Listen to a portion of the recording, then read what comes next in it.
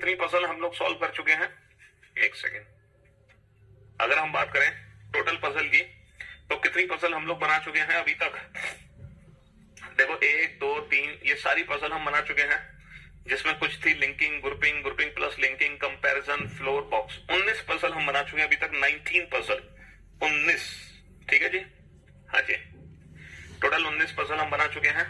अब हम आगे बढ़ते हैं। फिलहाल अभी हम बॉक्स पजल ही पढ़ेंगे आज भी, ठीक है। कल हम फ्लोर पजल पढ़ेंगे, तो आज भी फिलहाल बॉक्स पजल ही है, ठीक है जी। हाँ,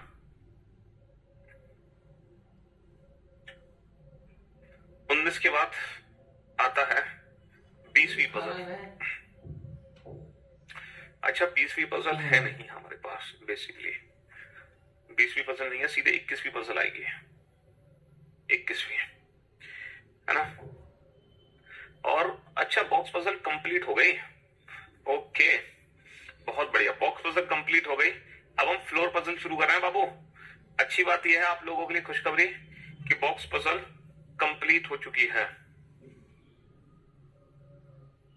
ठीक है। हाँ, बॉक्स पजल कंप्लीट हो गई। एक सेकंड में देखता हूं कोई और क्वेश्चन बचा तो नहीं है बॉक्स पजल का।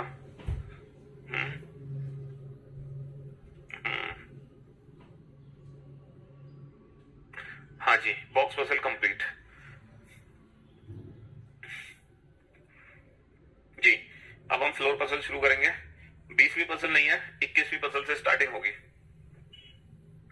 और ये जो फ्लोर पजल है, यहां से हम अपने क्वेश्चन बनाने शुरू करेंगे। और ये पीओ लेवल की फ्लोर पजल है, समझ रहे हो जी।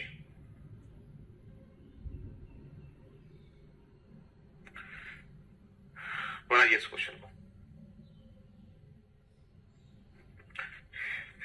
हाँ जी, अच्छा, आप लोगों को ना एक बहुत प्यारा सा गिफ्ट मिलने वाला है बेटा। 9 जुलाई को, 9 जुलाई को एक बहुत प्यारा सा गिफ्ट आप लोगों को मिलने वाला है, क्योंकि 9 जुलाई को मेरी बर्थडे है और मैं अपनी बर्थडे पे एक स्पेशल गिफ्ट आप लोगों को देना चाहता हूं।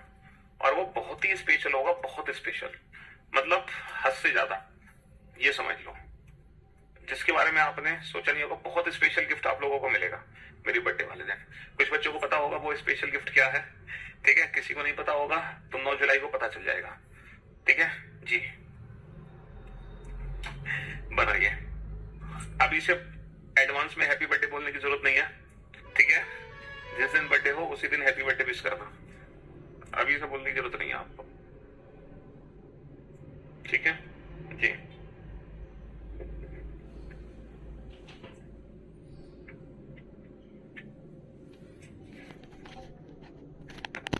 हाँ जी, आज पहली बार आपको ऑनलाइन देख रहा हूँ, थैंक्स अ लॉट। आपसे बढ़िया रीजनिंग कोई नहीं पढ़ा। 9 जुलाई को संडे है ना, हाँ, तो मैं यूट्यूब चैनल पे लाइव आऊंगा, और यूट्यूब चैनल पे लाइव आके, जो मेरा यूट्यूब चैनल है रीजनिंग बाय पीयूष ने, वहां पर वो गिफ्ट आपको मिल जाएगा, ठीक है। और बहुत ही स्पेशल गिफ्ट होगा।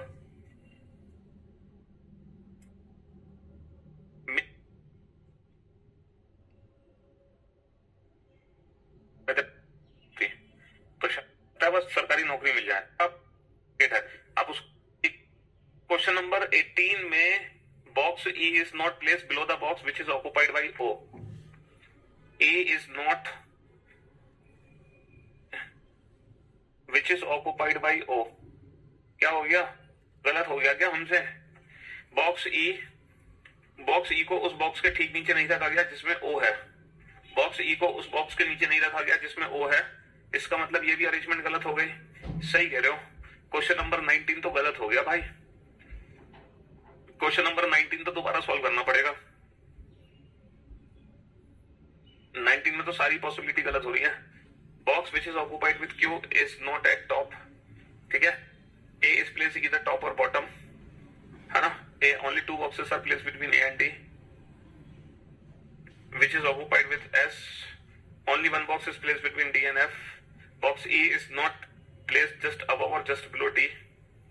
Box B is not just below the box which is occupied with O. Box which is occupied with M is placed between D and F.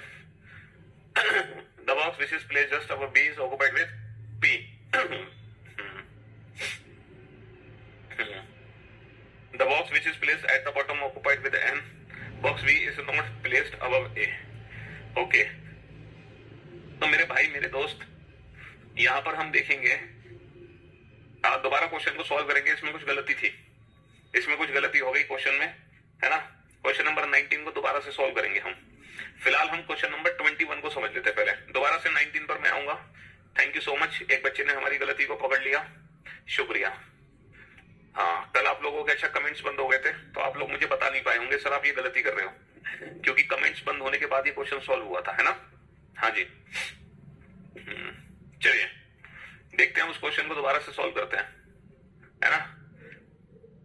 8 छात्र हैं PQRSTUVW जो अलग अलग रंगों को पसंद करते हैं, ओके, और वो 8 अलग अलग मंजिल की इमारत में रहते हैं। सबसे ऊपरी मंजिल की संख्या 8 है, ओके। मतलब 8 मंजिल की इमारत है, 8 7 6 5 4 3 2 1, ठीक है। पहला पॉइंट क्या है, W विषम संख्या वाले तल पर रहता है, W विषम संख्या वाले तल पर रहता है और बैंगनी रंग पसंद करने वाले व्यक्ति से तुरंत नीचे रहता है। W ना विषम संख्या वाले फ्लोर पर है, विषम संख्या यानी कि 1 पर भी हो सकता है, 3 पर भी हो सकता है, 5 पे भी हो सकता है, 7 पे भी हो सकता है। W ऑड नंबर पे रहता है, W ऑड नंबर वाले फ्लोर पे रहता है, ऑड नंबर वाले फ्लोर पे, और किसके ठीक नीचे रहता है, जिसको वॉयलेट कलर पसंद है, जिसको वॉयलेट कलर पसंद है उसके ठीक नीचे रहता है। W उसके ठीक नीचे रहता है जिसको वॉयलेट कलर पसंद है। W ना तो पहली और ना ही तीसरी मंजिल पर रहता। अच्छा, W पहली और तीसरी मंजिल पर नहीं है तो बेटा W की कितनी पॉसिबिलिटी है, 5 और 7 2 पॉसिबिलिटी है, यानी कि अब दोनों पॉसिबिलिटीज को बना लो, क्योंकि W की अब 2 पॉसिबिलिटीज हैं, दोनों पॉसिबिलिटीज को हम बना लेते हैं। 8 7 6 5 4 3 2 1। हमें साफ साफ मना करा है कि W 1 और 3 पे नहीं है, तो जब W 1 और 3 पे नहीं है तो या तो W 5 पे है या W 7 पे है। और W किसके ठीक नीचे है, W उसके ठीक नीचे है जिसको वॉयलेट कलर पसंद है, बैगनी। W उसके ठीक नीचे है जिसको वॉयलेट कलर पसंद है, बैगनी। हमने दोनों संभावनाएं बना ली अलग अलग। V जिसको गुलाबी रंग पसंद है और बैगनी रंग पसंद करने वाले व्यक्ति के बीच में केवल एक व्यक्ति है। देखो, बैगनी रंग पसंद करने वाले व्यक्ति और V जिसको गुलाबी रंग पसंद है, V जिसको पिंक कलर पसंद है, इन दोनों के बीच में एग्जैक्टली सिर्फ एक व्यक्ति है। अच्छा, यहाँ पे V पिंक को मैं नीचे भी ले सकता हूँ, V पिंक को मैं ऊपर भी ले सकता हूँ। इसका मतलब अच्छा, V जो है सम संख्या वाली मंजिल पे रहता है। अच्छा, V ऊपर जाएगा तो भी सम संख्या वाली मंजिल है, नीचे जाएगा तो भी सम संख्या वाली मंजिल है। V और U के बीच में 3 छात्र है। अगर मैं V को यहाँ रख दूं तो बेटा U को मैं यहाँ ला सकता हूँ, और अगर मैं V को यहाँ रख दूं तो फिर मैं U को वहां ला सकता हूँ। इसका मतलब ये है V पिंक और U ने दो मतलब मुझे लग रहा है कि इसकी एक संभावना और बनानी पड़ेगी मुझे, इसकी एक पॉसिबिलिटी और बनानी पड़ेगी। 8 7 6 5 4 3 2 1, एक पॉसिबिलिटी और बना लो। और बेटा क्या है, W ऑड नंबर पे है तो W 5 नंबर पे है, और इसके ठीक ऊपर वाले पे क्या है, इसके ठीक ऊपर वाले को ना वॉयलेट कलर पसंद है। अब बेटा V पिंक और वॉयलेट के बीच में 1 का गैप है, तो मैं V पिंक को ना सबसे पहले तो ऊपर बनाता हूँ। V पिंक और वॉयलेट के बीच में 1 का गैप है। अच्छा, एक बार मैं V पिंक को नीचे बनाता हूँ, V पिंक और वॉयलेट के बीच में 1 का गैप है, ठीक है। V और U के बीच में 3 छात्र हैं, V और U, तो बेटा U को डेफिनेटली मुझे ऊपर बनाना पड़ेगा, तभी तो V और U के बीच में 3 छात्र आएंगे। अच्छा, V और U के बीच में 3 है, 1 2 3, तो यहाँ पर मुझे U को नीचे बनाना पड़ेगा। अच्छा, V और U के बीच में 3 है तो 1 2 3, तो ये डेफिनेटली U हो जाएगा। हाँ जी, U को पीला रंग पसंद है, U likes yellow colour, U को पीला रंग पसंद है, तो जो फेवर कंडीशन में वो राइट हैंड साइड पे U को पीला रंग पसंद है, U को पीला रंग पसंद है। अभी तक मेरी तीनों ही संभावनाएं सही हैं, अभी तक मेरी तीनों ही संभावनाएं सही हैं। R S के ठीक नीचे रहता है ना, जो कि पीला रंग पसंद करता है, यानी कि S पीला रंग पसंद करता है ना। R lives immediately below S, the one who likes below S, जो कि पीला रंग पसंद करता है उसके ठीक नीचे सफेद। अच्छा, ये सेंटेंस अलग है, R S के ठीक नीचे रहता है, R जो है वो S के ठीक नीचे है, R S के ठीक नीचे है। जो पीला रंग पसंद करता है उसके ठीक नीचे सफेद रंग वाला व्यक्ति रहता है। मतलब येलो के ठीक नीचे कौन है, येलो के ठीक नीचे व्हाइट है। येलो के ठीक नीचे कौन है, येलो के ठीक नीचे वो व्यक्ति है जिसको व्हाइट कलर पसंद है। येलो के ठीक नीचे वो व्यक्ति रहता है जिसको व्हाइट कलर पसंद है। इतनी भयंकर गर्मी पड़ रही है कि हमारे AC भी जवाब दे रहे हैं, क्या बात है।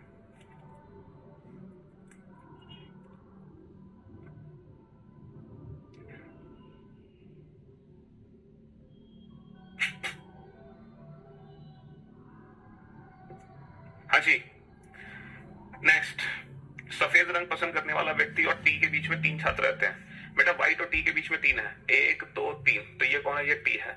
y तो t के बीच में 3 है, 1 2 3, तो ये कौन है? ये t है। y तो t के बीच में 3 है, तो 1 2 3, ये कौन है? ये t है।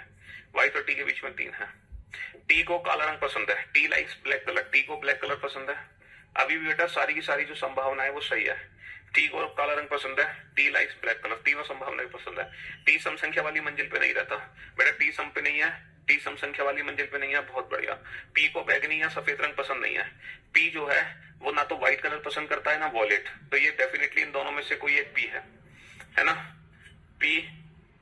p को ये अच्छा, ये वाला पॉइंट एक साथ s और r एक साथ आने चाहिए, तो बाबू s और r एक साथ अगर मैं यहां रख देता हूं, अगर मैं s और r एक साथ यहां रख देता हूं, तो p डेफिनेटली व्हाइट और वॉलेट में से किसी एक को पसंद करेगा, जबकि p को ना तो व्हाइट पसंद ना वॉलेट, तो डेफिनेटली ये s और r होगा।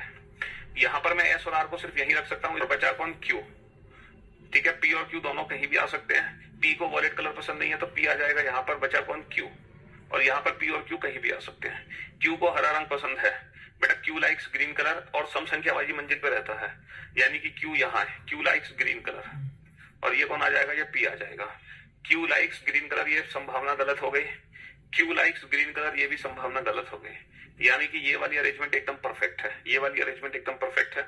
w को नीला रंग पसंद नहीं है, w doesn't like blue colour, तो बेटा ब्लू कलर यहाँ आ जाएगा, और जो भी कलर बचा वो w को पसंद है। कौन सा कलर बचा बेटा? कौन सा कलर बचा? रेड कलर, तो रेड कलर w को पसंद है। तो ये हमारी अरेंजमेंट परफेक्ट हो गई, ये अरेंजमेंट हमारी परफेक्ट हो गई। ठीक है, हाँ जी, ये अरेंजमेंट एकदम परफेक्ट हो गई, समझ रहे हो? तो यहाँ पे 3 पॉसिबिलिटी बनेंगी, 3 में से 2 पॉसिबिलिटी गलत हो गई, 1 पॉसिबिलिटी सही है। 3 में से 2 गलत हो गई, 1 सही है।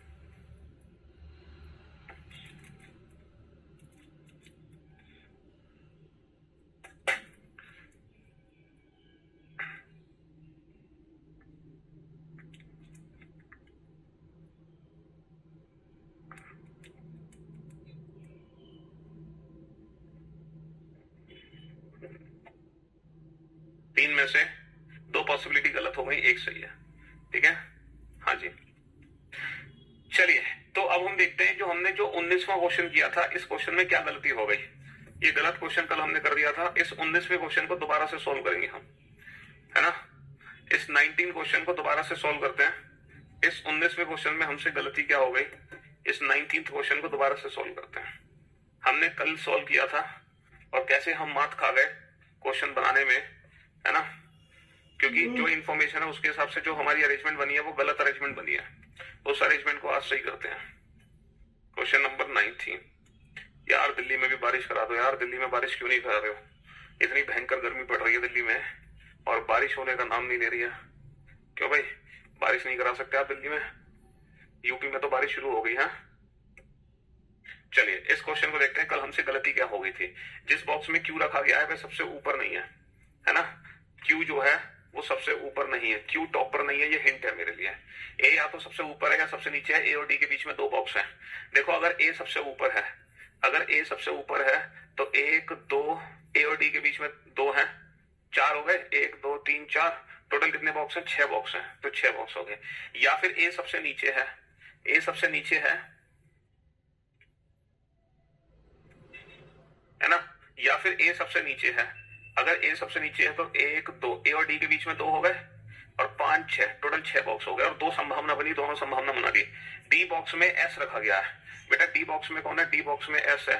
डी बॉक्स में कौन है? डी बॉक्स में एस है ना। डी और एफ के बीच में केवल 1 बॉक्स है, डी और एफ के बीच में केवल 1 बॉक्स है। तो इसकी पॉसिबिलिटीज हमने बनाई थी कल। डी और एफ के बीच में 1 बॉक्स है तो इसकी संभावना बना लो, इसकी संभावना बनाओ। ए 1 2, डी में क्या रखा गया है? एस। चलिए इसकी संभावना बनाओ 1 2, डी में क्या रखा गया है? एस 1 2 ए। तो बेटा डी और एफ के बीच में केवल 1 बॉक्स है। एफ को मैं ऊपर भी रख सकता हूँ, एफ को मैं नीचे भी रख सकता हूँ। डी और एफ के बीच में 1 है, डी और एफ के बीच में 1 है। एफ को मैं ऊपर भी रख सकता हूँ, एफ को मैं नीचे भी रख सकता हूँ। डी और एफ के बीच में 1 है, डी और एफ के बीच में 1 है। टोटल 4 पॉसिबिलिटी बन गई। यही 4 पॉसिबिलिटी हमारी कल बनी थी, यही 4 पॉसिबिलिटी हमारी कल बनी थी, है ना। हाँ जी। बॉक्स ई डी के ना तो ठीक ऊपर है ना ही ठीक नीचे है। बेटा ई को डी के आसपास नहीं रखा गया, डी के आसपास ई को नहीं रखा गया तो ई यहाँ हो गया। डी के आसपास ई नहीं है तो ई यहाँ हो गया। डी के आसपास ई नहीं है तो ई यहाँ हो गया। डी के आसपास ई नहीं है तो ई फिर यहाँ हो गया। चलिए बॉक्स ई को उस बॉक्स के ठीक नीचे नहीं रखा जाता जिसमें ओ है, यानी कि जो ई है वो ओ के ठीक नीचे नहीं आएगा। ये वाला पॉइंट कल हमसे मिस हो गया था। वह बॉक्स जिसमें एम है डी और एफ के बीच में रखा जाता है। डी और एफ के बीच में कौन है? एम। डी और एफ के बीच में कौन है? एम। डी और एफ के बीच में कौन है? एम। डी और एफ के बीच में कौन है? एम। डी और एफ के बीच में कौन है? एम। ठीक है, हाँ जी। चलिए साहब, क्यू टॉप। नेक्स्ट, बॉक्स जो बी के ठीक ऊपर रखा गया है उसमें पी है। बेटा बी के ठीक ऊपर पी है, ये बी नहीं हो सकता क्योंकि बी के ठीक ऊपर पी नहीं आ सकता। ये बी है और बी के ठीक ऊपर पी है। ये बी नहीं हो सकता, बी के ठीक ऊपर पी नहीं आ सकता, तो ये बी है और बी के ठीक ऊपर पी है। ये बी नहीं हो सकता, बी के ठीक ऊपर पी आएगा। ये बी है और बी के ठीक ऊपर पी है। ये बी नहीं हो सकता, बी के ठीक ऊपर पी नहीं आ सकता। ये बी है और बी के ठीक ऊपर क्या है? बी के ठीक ऊपर पी है। ठीक है, जो बॉक्स सबसे नीचे है उसमें एन है। जो बॉक्स सबसे नीचे, अभी तक बेटा चारों संभावना सही है मेरी, अभी तक चारों की चारों पॉसिबिलिटी सही है, अभी तक चारों की चारों पॉसिबिलिटी सही है। यहाँ पे कौन बचा आने को? सी। यहाँ पर कौन बचा आने को? सी। यहाँ पर कौन बचा? सी। यहाँ पर कौन बचा? सी। अभी तक चारों संभावनाएं मेरी सही है बिल्कुल। बेटा क्यू टॉप पे नहीं है तो क्यू जो है यहाँ आएगा और ये बचा कौन? आर। क्यू टॉप पे नहीं है तो क्यू और आर में से कोई भी यहाँ आ सकता है। क्यू टॉप पे नहीं है तो क्यू आएगा यहाँ पे, बचा कौन? आर। और यहाँ पे क्यू और आर में से कोई भी कहीं आ सकता है। क्यू और आर में से कोई भी कहीं आ सकता है। सॉरी सॉरी सॉरी सॉरी, गलत गलत गलत। बेसिकली आर नहीं है, आर की जगह ओ है। एक सेकेंड, मैं थोड़ा सा वापस करता हूं। क्यू और ओ बचा है, क्यू और ओ। देखो क्यू टॉप पे नहीं है तो क्यू आएगा यहाँ और यहाँ पे क्या आएगा? ओ आएगा। क्यू और ओ में से कोई भी कहीं आ सकता है ना? हाँ जी, लेकिन जो ई है वो ओ के नीचे नहीं है। ई ओ के नीचे नहीं है तो ओ आएगा यहाँ और क्यू आएगा यहाँ। ठीक है, हाँ जी। क्यू टॉप पे नहीं है तो क्यू आएगा यहाँ और ओ आएगा यहाँ, लेकिन ओ के नीचे ई नहीं है, यानी कि ये संभावना मेरी गलत हो गई, है ना? ये संभावना मेरी गलत हो गई। क्यू और ओ, क्यू और ओ में से कोई भी कहीं आ सकता है। क्यू और ओ में से कोई भी कहीं आ सकता है। ठीक है जी, हाँ जी। बॉक्स बी ए से ऊपर नहीं रखा गया।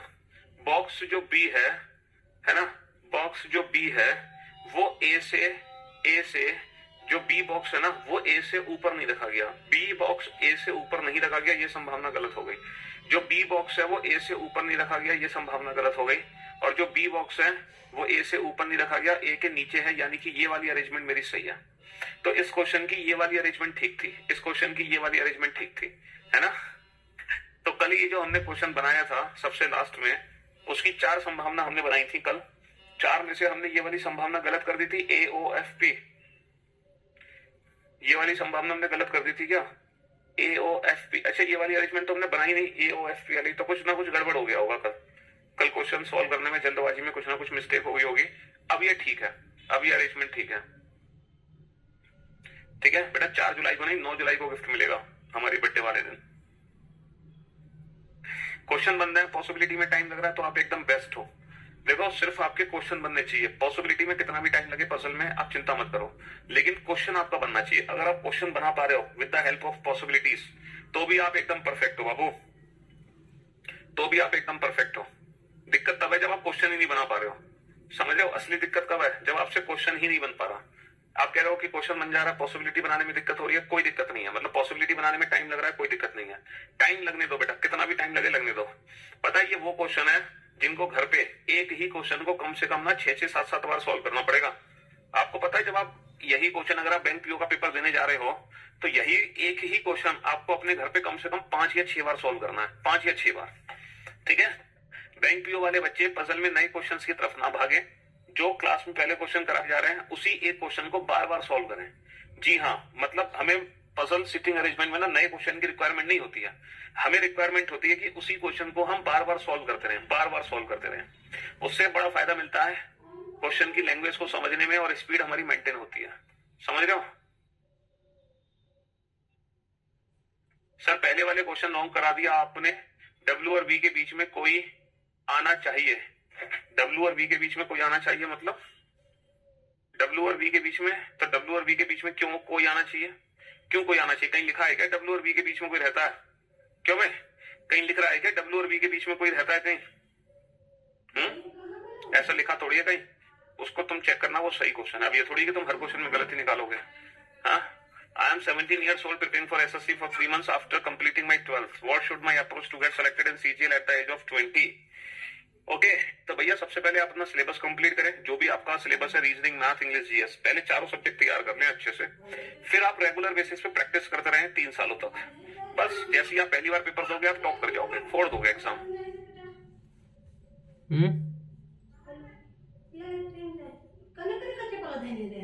बारह लगा।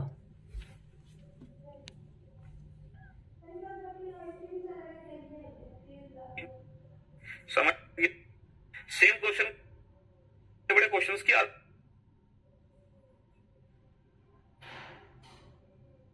बेटा बुक में डिस्काउंट नहीं है ना प्रैक्टिस के लिए। तो एक ज्यादा बड़ा क्वेश्चन नहीं हो गया। हाँ, और अब आप बोर्ड पे ध्यान से देखना और समझने की कोशिश करना कि इतना बड़ा क्वेश्चन आप कैसे बनाओगे। ये तो बहुत बड़ा क्वेश्चन है सर, इतने बड़े क्वेश्चन को कैसे बनाएंगे हम? हाँ, इतने बड़े क्वेश्चन को हम कैसे बनाएंगे? ये कुछ ज्यादा बड़ा क्वेश्चन नहीं हो गया? हाँ, और एग्जाम में जब ये क्वेश्चन आएगा तो सिंगल टाइम रीडिंग में एक बार पढ़ने पर ही बनाना है। देखो ABCDEFGH 7 दोस्त हैं जो अलग अलग मंजिल पे रहते हैं, और देखो मंजिल कुछ इस प्रकार है 7 6 5 4 3 2 1। ठीक है, पहला पॉइंट क्या है? पहला पॉइंट है जो व्यक्ति बिग टीवी का उपयोग करता है वह मंजिल 4 पे रहता है। जो व्यक्ति बिग टीवी देखता है वो मंजिल 4 पे रहता है। मंजिल 4 पे रहने वाला बिग टीवी का उपयोग करता है। केवल 2 व्यक्ति डी और बिग टीवी का प्रयोग करने वाले के बीच में रहते हैं। देखो डी, तो डी को मैं नीचे भी रख सकता हूं, ऊपर भी रख सकता हूं, है ना?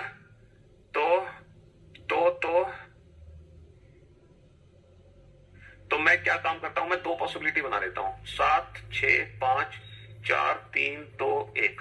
4 नंबर पे कौन है? 4 नंबर पे जो है वो बिग टीवी यूज करता है। तो क्वेश्चन क्या है? डी और बिग टीवी के बीच में 2 है, तो एक बार मैं डी को ऊपर बना लेता हूं, एक बार मैं डी को ऊपर बना लेता हूं, और एक बार मैं डी को नीचे बना लेता हूं, क्योंकि डी और बिग के बीच में 2 है। डी और बिग के बीच में 2 है। ए सबसे निचली तल पर नहीं रहता।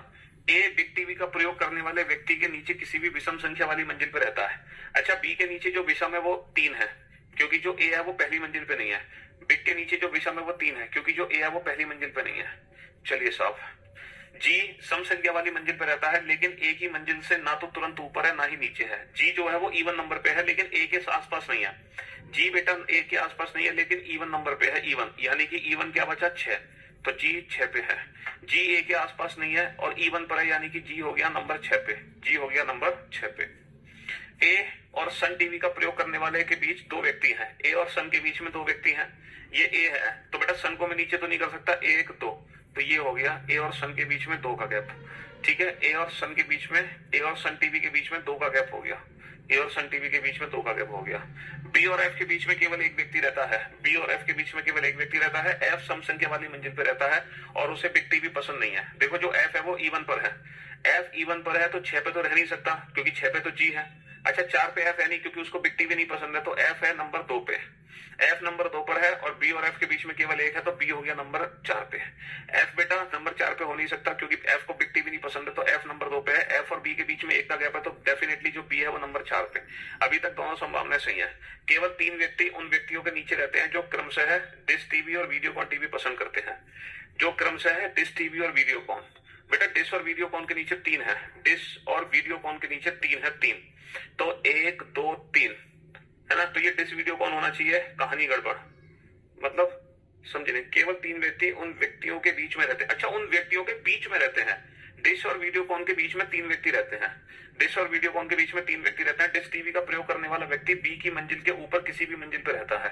अच्छा, बी के ऊपर कौन है? बी के ऊपर है डिश, तो डिश मैं यहां रख सकता हूं, डिश टीवी। अगर मैं डिश को यहां रख दूं, अगर मैं डिश को नंबर 7 पे रख दूं, क्या डिश और वीडियोकॉन में 3 का गैप आएगा? सर आ जाएगा। क्या मैं डिश को यहां रख सकता हूं नंबर 5 पे? अगर मैं डिश को नंबर 5 पे रख दूं तो क्या डिश और वीडियोकॉन के बीच में 3 का गैप आएगा? आ जाएगा। तो डिश को मैं नंबर 5 पे भी रख सकता हूं और डिश को मैं नंबर 7 पे भी रख सकता हूं। डिश टीवी का प्रयोग करने वाला व्यक्ति सबसे ऊपरी मंजिल पे नहीं रहता। अच्छा, डिश सबसे ऊपर तो है नहीं और डिश यहां आ नहीं सकता, बिग से ऊपर रखना है। बिग से ऊपर डिश को रखना है, सबसे ऊपर रख नहीं सकते तो डिश को यहीं रखोगे। देखो बिग से ऊपर डिश को रखना है, सबसे ऊपर नहीं रख सकते तो डिश को यहीं रखोगे। और डिश और वीडियोकॉन के बीच में 3 है, तो वीडियोकॉन 1 2 3, तो डेफिनेटली ये 1 नंबर वीडियोकॉन है। ठीक है, डिश 1 2 3, तो डेफिनेटली 1 नंबर वीडियोकॉन है। अभी तक मेरी दोनों ही संभावनाएं सही है, दोनों में से कोई भी संभावना गलत नहीं है, दोनों में से कोई भी संभावना गलत नहीं है। सी को डिश टीवी या वीडियोकॉन टीवी पसंद नहीं है, देखो सी को ना तो डिश टीवी पसंद है ना ही वीडियोकॉन पसंद है, तो डेफिनेटली ये सी है। सी को डिश टीवी नहीं पसंद है, वीडियोकॉन भी नहीं पसंद है। सी को ना तो डिश पसंद है ना वीडियोकॉन पसंद है, यानी कि ये संभावना गलत हो गई, क्योंकि फिर मैं सी को आके रखूंगा कहा। अच्छा बचा कौन, बचा कौन, A B C D E, ये ई बचा। अच्छा, जो व्यक्ति जियो टीवी का प्रयोग करता है वह उस व्यक्ति के ठीक ऊपर वाले तल पर रहता है जो टाटा स्काई, टाटा स्काई के ठीक ऊपर जियो है। तो बेटा टाटा के ठीक ऊपर कौन है, टाटा के ठीक ऊपर जियो है। और बचा कौन, कौन सा टीवी बचा, जो टीवी बचा वो सबसे ऊपर आ जाएगा एयरटेल। तो एयरटेल सबसे ऊपर आ गया और ये हमारी अरेंजमेंट कंप्लीट हो गई। तो बेटा इस अरेंजमेंट को बनाने के लिए इस अरेंजमेंट को बनाने के लिए हमें कितनी पॉसिबिलिटीज बनानी पड़ी, दो पॉसिबिलिटीज बनानी पड़ी, तो है ना। इन दो पॉसिबिलिटीज में ये अरेंजमेंट हमारी परफेक्ट हो गई। तो आपने क्या देखा कि क्वेश्चन बहुत बड़ा था, लेकिन जब आपने पॉसिबिलिटी बना ली ना तो क्वेश्चन बड़े प्यार से सॉल्व होता चला गया, बड़े प्यार से, जैसा जैसा कहते गया वैसे वैसे हम अप्लाई करते गए। लेकिन हमें पॉसिबिलिटी बनानी पड़ेगी।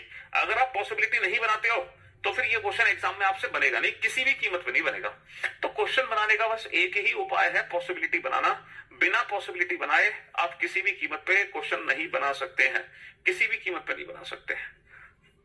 तो पॉसिबिलिटी बनाना बहुत जरूरी है, बेहद जरूरी है, समझ रहे हो।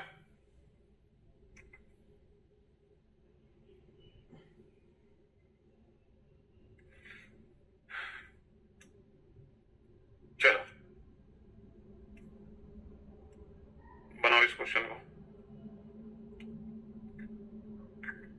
थोड़े बहुत भी अगर आप क्वेश्चन बना पा रहे हो तो ठीक है, आपकी वजह से मुझे रीजनिंग आने लगी, बहुत बढ़िया। पहली पॉसिबिलिटी बेटा इसलिए रॉन्ग हो गई क्योंकि जो वो था ना, क्या नाम है उसका, क्या नाम है, यहाँ पर जो सी है, सी को ना तो डिश टीवी पसंद है ना वीडियोकॉन, तो मैं सी को दो ही जगह रख पा रहा था और वो डिश और वीडियोकॉन था, जबकि सी को ना तो डिश पसंद है ना वीडियोकॉन, इसीलिए पहली पॉसिबिलिटी मेरी गलत हो गई थी, इसी कारण से।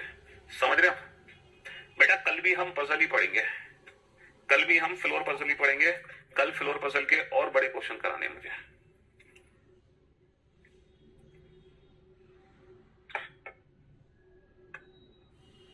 कल फाइनली चैप्टर खत्म हो जाएगा पजल का, कल पजल का लास्ट डे है, ठीक है। खुश, हैप्पी,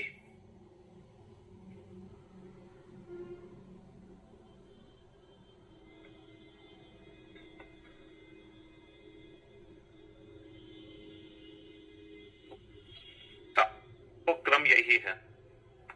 अब देखते हैं इस क्वेश्चन को आप कितना बना पाए, किस लेवल तक।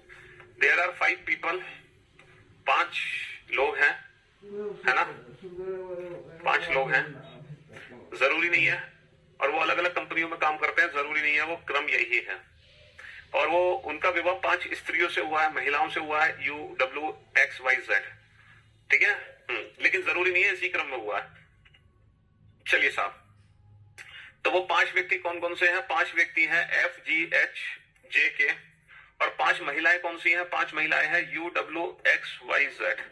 दीज आर फीमेल्स, ये सभी फीमेल्स हैं और ये सभी मेल हैं, ये सभी मेल हैं, ठीक है। पहला पॉइंट है GW से विवाहित नहीं है और ना ही डेल कंपनी में काम करता है।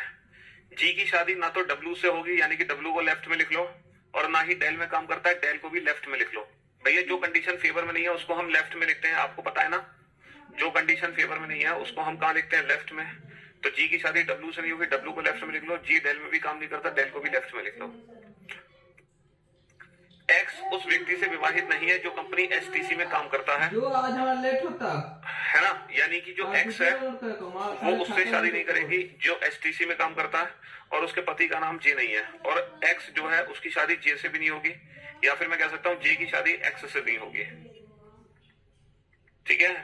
ये तो मैं ऊपर लिख लेता हूं, जे की शादी एक्स से नहीं होगी, लेकिन जो एक्स है वो STC में काम करने वाले पति से शादी नहीं करेगी। एच, जे और के विवाहित नहीं है। H, J and K are not married to U और W से। H, J और K इनकी शादी ना तो U से होगी ना W से, U से, W से और U से और W से। H, J और K की शादी U और W से नहीं होगी, तो जो कंडीशन फेवर में नहीं है उसको लेफ्ट हैंड साइड पे लिखो, है ना। और वे कंपनी HCL और डेल में काम नहीं करते, और ये HCL और डेल में काम नहीं करते, HCL और डेल। तो जो कंडीशन फेवर में नहीं है वो लेफ्ट हैंड साइड पे HCL और डेल, HCL और डेल, ठीक है जी, हाँ जी। एच ना तो कंपनी एचपी में काम करता है और ना ही एसर में। एच जो है ना तो एचपी ना एसर, तो एचपी को भी लेफ्ट हैंड साइड पे लिखो और एसर को भी लेफ्ट हैंड साइड पे लिखो। एच किसी में काम नहीं करता और ना ही वह एक्स से विवाहित है और ना इसकी शादी एक्स से होगी। वाई उस व्यक्ति से विवाहित है जो एसर कंपनी में काम करता है, वाई की शादी उससे होगी जो एसर में काम करता है। चलो अब आप बोर्ड पे ध्यान से देखना, ये जो आपने क्वेश्चन पढ़ा है इससे ज्यादा इन्फॉर्मेशन आपको नहीं मिल सकती। ये जो क्वेश्चन आपने पढ़ा है इससे ज्यादा इन्फॉर्मेशन आपको नहीं मिल सकती, इससे ज्यादा इन्फॉर्मेशन आपको मिल ही नहीं सकती, यही इन्फॉर्मेशन है बस। अच्छा ये बताओ जो एच है वो किस कंपनी में काम करता है ये बताओ। देखो ना तो डेल में काम करता है, ना एसर में, ना एचपी में, ना एचसीएल में, तो इसके अलावा बचा गया एचटीसी। तो जो एच है ना वो एचटीसी में काम करता है, इसकी शादी किसी से होगी नहीं, एच जो है वो एचटीसी में काम करता है और इसकी शादी किसी से कराएंगे हम, ठीक है। हाँ जी, एचटीसी में काम करता है। अच्छा डेल, बेटा जो जी है वो डेल में काम नहीं करता, जे भी डेल में काम नहीं करता, के भी डेल में काम नहीं करता, तो डेल में कौन करता है, डेल में करता है एफ, डेल में करता है एफ। बहुत बढ़िया। अच्छा जो एच जे है वो एचसीएल में काम नहीं करता, के भी एचसीएल में नहीं करता, ये दोनों एचसीएल में नहीं है, तो एचसीएल में है जी, एचसीएल में है जी। अच्छा अब कौन सा बचा, बस इतना ही बचा। अब जरा ध्यान से सुनो, जो एसर में है उसकी शादी वाई से करानी है, उसकी शादी किससे करानी है, वाई से, ठीक है। चलिए साहब, तो इन दोनों में से किसी एक की शादी वाई से होगी। एक्स की शादी करा दें, इसकी शादी ना तो एक्स से हो सकती, ना यू से, ना डब्ल्यू से। इसकी शादी एक्स यू डब्ल्यू से नहीं होगी, ना एक्स से, ना यू से, ना डब्ल्यू से। अच्छा इसकी शादी वाई से भी नहीं हो सकती, क्यों, क्योंकि वाई की शादी तो उससे होगी जो एसर में काम करता है, इसीलिए इसकी शादी सिर्फ और सिर्फ जेड से होगी।